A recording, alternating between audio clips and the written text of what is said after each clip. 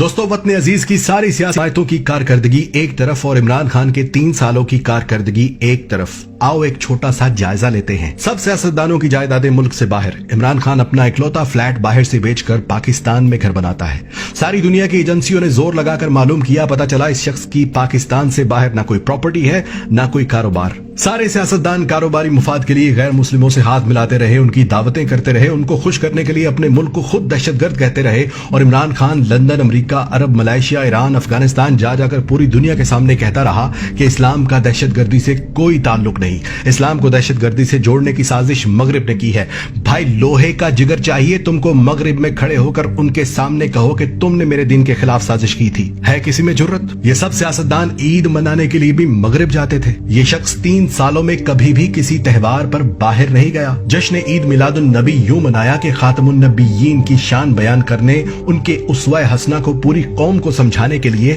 رحمت للعالمین اتھارٹی بنا دی، جس سے پہلی بار 12 ربیع الاول پر سرکاری طور پر نبی پاک صلی اللہ علیہ وآلہ وسلم کی ولادت پر اسمبلیوں میں چراغاں کیا گیا، درود شریف صلوات کی آوازیں گونج رہی تھیں۔ لاہور کو پیرس بنانے والوں نے سود پر ادھار پیسہ لے کر لاہور میں اورنج ٹرین میٹرو بس تو بنا دی، جس کا قرض ہم آئندہ 30 سالوں تک بھی اتارتے رہیں گے، مگر اسی اورنج ٹرین کے آس پاس دور دراز سے آئے لوگ فٹ پاتھ پر سوتے رہے۔ سخت سردی میں بے یار و مددگار بے گھر لوگ ٹھٹھرتے رہے، نہ کوئی سیاستدان آیا ان کے پاس، نہ کسی چیف جسٹس نے نوٹس لیا تھا۔ پھر اسی عمران خان نے وہاں پر پناہ گاہیں بنا دی، مفت کھانا بیت المال سے کھلا رہا ہے، ہزاروں لوگ مستفید ہو رہے ہیں، اور اب کم سے کم کوئی غریب، کوئی پردیسی سخت سردی میں فٹ پاتھ پر نہیں سوتا یا بھوکا نہیں رہتا۔ سیاستدان اپنا علاج لندن میں، امیر اپنا علاج پرائیویٹ اسپتالوں میں کرواتے تھے، اور غریب کو سرکاری اسپتال کے چکر لگانے کے لیے چھوڑ دیا گیا، جہاں کسی غریب کو معمولی آپریشن کی تاریخ بھی 3 مہینے کی دی جاتی تھی۔ 2 رستے ہوتے تھے غریب کے پاس، یا تو وہ کسی سے لاکھوں روپے ادھار لے، زیور بیچے، گھر بیچے اور پرائیویٹ اسپتال میں جائے،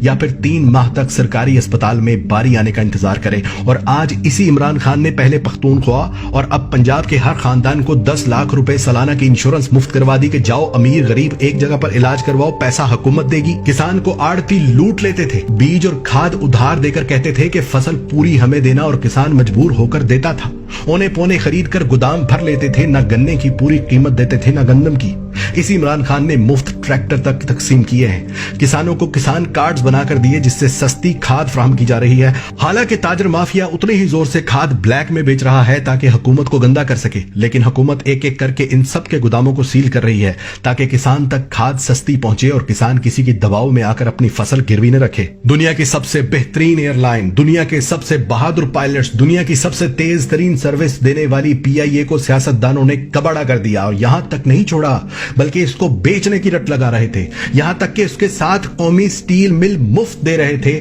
PIA کی ملکیت امریکہ میں موجود روزویلٹ ہوٹل گروی رکھ چکے تھے، جس کی نیلامی کی تاریخ مقرر ہو چکی تھی۔ قومی ایئر لائن کی سروس کویت، عراق، یورپ، امریکہ سمیت متعدد ممالک میں بند کی جا چکی تھی کہ PIA آج بند ہوئی کہ کل۔ اور پھر اسی عمران خان نے PIA کو قرض کی دلدل سے نکالا، اس کے ہوٹل روزویلٹ کا سارا قرض اتارا، کویت سمیت تمام ممالک کے لیے ایک ایک کر کے PIA کو پھر سے چلا دیا۔ اور سنو، اب پائلٹس کی ٹریننگ کے لیے خطے میں سب سے پہلے جس نے ڈیجیٹل مشینری خریدی ہے اس ملک کا نام پاکستان ہے۔ بینک غریب کو جوتے کی نوک پر رکھتے تھے، قرض چھوڑو بجلی کا بل جمع کروانے کے لیے بھی لمبی لائنوں میں لگتے تھے، قرض صرف امیروں کو ملتا تھا، اور اسی عمران خان کی بدولت وہ سارے بینک اس بات پر راضی ہو گئے کہ وہ اپنا گھر اسکیم میں غریبوں کو بلا سود قرض دیں گے۔ سیمسنگ جیسی انٹرنیشنل کمپنی کے موبائل فون اور ٹی وی پاکستان میں بن رہے، موٹر سائیکل اور الیکٹرک گاڑیاں پاکستان میں تاریخ میں پہلی بار بن رہی، سیاحت میں پاکستان کو نمبر 1 ڈیسٹینیشن پر لے آیا، اسکردو کا ایئرپورٹ چلا دیا جہاں روزانہ ہزاروں ملکی اور غیر ملکی سیاح آ جا رہے ہیں۔ پہلا وزیر اعظم جو 18ویں ترمیم کے باوجود سندھ والوں کو بھی ٹرانسپورٹ کی سہولت وفاقی بجٹ سے دے گیا، ہندوستان کی چھاتی پر پاؤں رکھ کر ڈیم بنا رہا،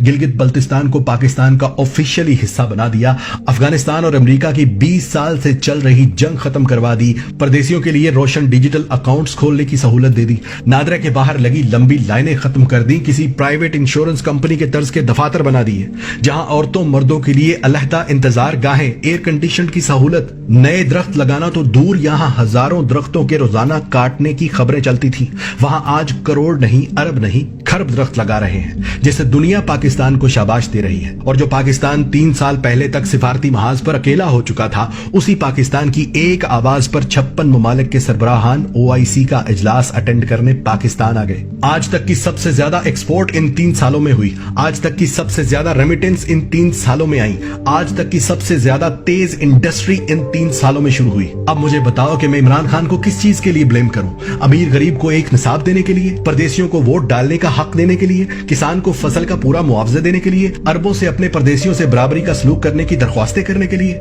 अमेरिका को एब्सोल्युटली नॉट कहने के लिए, मोदी को साड़ियां और आम भेजने की बजाय रिटेलिएशन की धमकी देने के लिए, अक़वाम मुत्तहिदा में ला इलाहा इल्लल्लाह कहकर हम लड़ेंगे का नारा लगाने पर, गरीब अमीर का एक जैसा इलाज करवाने पर, जखीरा अंदाजों के खिलाफ तहरीक चलाने पर, एक्सपोर्ट बढ़ाने और इंपोर्ट को रोकने पर, पुलिस को अवाम दोस्त बनाने पर, सहाफियों को झूठ बोलने पर सजा देने पर, किस चीज पर मैं ब्लेम करूं उसे? भाइयों, कोरोना के बावजूद इस शख्स ने अल्लाह की मदद से 70 साला पाकिस्तान की तारीख के मुकाबले में वो काम किए हैं कि अल्लाह की कसम मुझे अब इस पर कोई शक नहीं कि इस शख्स के साथ अल्लाह की तरफ से खास रहमत है। वरना 56 ममालिक में वाहिद एटमी ताकत सरहदों पर दुश्मनों से घिरा हुआ मुल्क पाकिस्तान इसराइल और अमेरिका को एब्सोल्युटली नॉट बोलकर जाता कहां? अगर किसी को मेरे बताए गए एक भी लफ्ज पर शक हो तो अपने सोर्सेस से चेक करना, एक एक लफ्ज सच निकलेगा, एक एक बात हकीकत निकलेगी। और आज पहली बार मैं पाकिस्तान के साथ साथ इमरान खान को भी जिंदाबाद कहता हूं।